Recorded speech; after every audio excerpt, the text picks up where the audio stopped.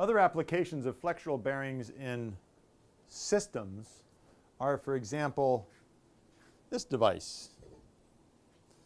No, this is not a candle holder. There's 8, which is actually the average of 7 and 9, which has other implications. But that's okay. They're fun. What is this thing for? Look how that guy wiggles, and the little ones wiggle on top. So the little ones wiggle, wiggle, and then wiggle. What does this do? Think windshield wipers. The windshield wipers in your car, there's an arm, whoosh, whoosh, whoosh, whoosh. But I'm applying force at one point, and I've got to get an even distribution of force across the wiper blade all along the window. How do I do that? If I take 1 and break it up into 2, and then I take 2 and break it up into 4, and I break 4 and break it up into 8, and that's what this principle is. And what this device was actually for was having little grippers were attached on here, with little suction cups, so you could pick up 8 semiconductor devices at once from a tray, such as something like this, bring them over to a test head, and then by pushing down through one point, get one force applied gives me 8 even forces applied to each semiconductor test device, such that each device will have the same amount of force pushing it into its test contactor, and having the same amount of force on each device as you electrically contact them. Very important to have uniform electrical test, because you want to have the same electrical resistance between the device being tested, or device under test, which is often called a DUT, and the circuitry.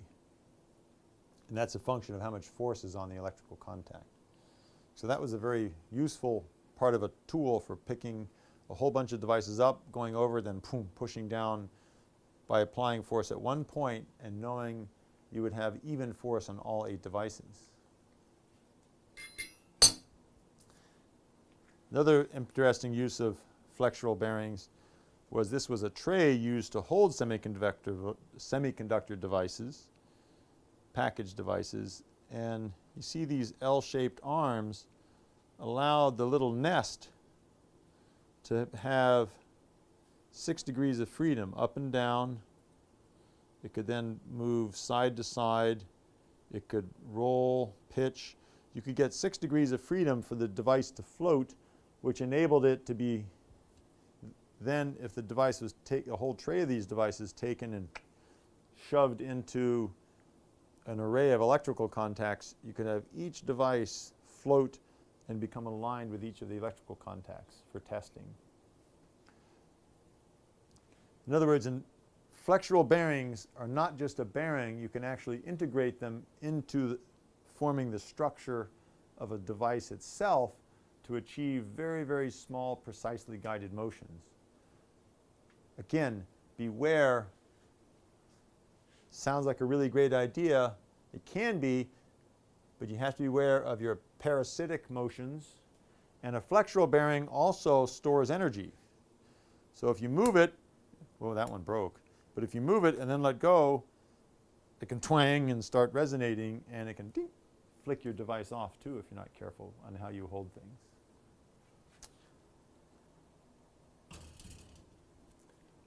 So again, flexural bearings, the bearing is actually typically part of the structure. Rolling element linear bearings, modular bearings usually are not part of the structure. They can be designed into it if you want. And therein lies the key. All these bearings, you'd never generalize because you'll always be wrong. There are guidelines. There are catalogs of modular elements. You have your engineering science that allows you to design your own bearing if needed. Everything has a niche and a place. The key is to really understanding the mechanics of how they work. Write your spreadsheet, to predict what's going to happen, and that's the soul of good engineering.